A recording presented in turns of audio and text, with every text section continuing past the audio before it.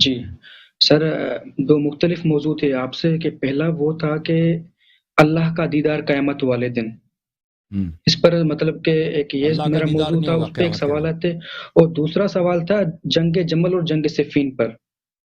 دیکھیں اہل بیت علیہم الصلوۃ والسلام کے احادیث اس بات میں متواتر ہیں کہ اللہ نہ دنیا میں نظر آئے گا سر کی آنکھ سے، اور نہ آخرت میں نظر آئے گا آنکھ سے، ٹھیک ہے نا۔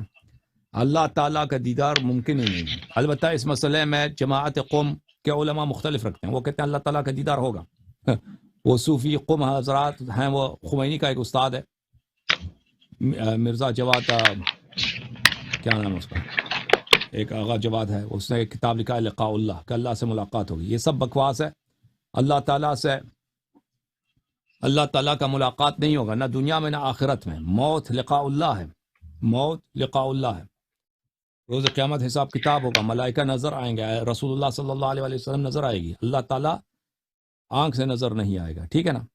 جی ہاں، یہ سر میرے پاس جو اہل سنت جو جس مسئلے میں اخذ کرتی ہے نا، اس پر تھوڑے قرآن کی کچھ آیتیں تھیں، اس کا آپ کا مطلب کہ موقف جانا چاہ رہا تھا کہ اس آیت کا وہی مطلب ہے جو اہل سنت کر رہی ہے۔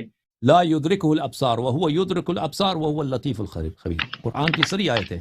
لا يدركه الابصار، اللہ تعالیٰ کو آنکھیں نہیں دیکھتی، وهو يدرك الابصار، وہ انسان کی آنکھوں کو دیکھتا ہے، وهو اللطيف الخبیر، وہ سب باریک چیزوں کو جانتا ہے اور خبیر ہے، اور سب چیزوں کو سب چیزوں سے علم رکھتا ہے، ٹھیک ہے نا۔ لطیف بولتے ہیں اس شخص کو، جو اس سر فرد کو جو باریک چیزوں کو، دقیق چیزوں کا علم رکھتا ہے، ٹھیک ہے نا۔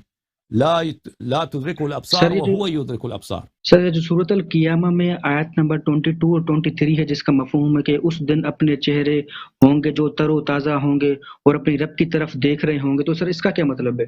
وجوہ الى ربهم ناظرہ، بلے اس کا میں آپ کو بتا دیتا ہوں۔ اہل بیت علیہم الصلوۃ والسلام کی جو تفسیر ہے، وجوہ یومئذ ناظرہ الى ربها ناظرہ، بلے اس کا مطلب یہ ہے، اہل بیت علیہم السلام ناظر بولتے ہیں منتظر کو، الى ربها ناظرہ یعنی الى رحمت ربها منتظرہ، یہ اپنے قیامت کے دن اپنے رب کی رحمت کی طرح انتظار کرتے ہوں گے، ٹھیک ہے نا۔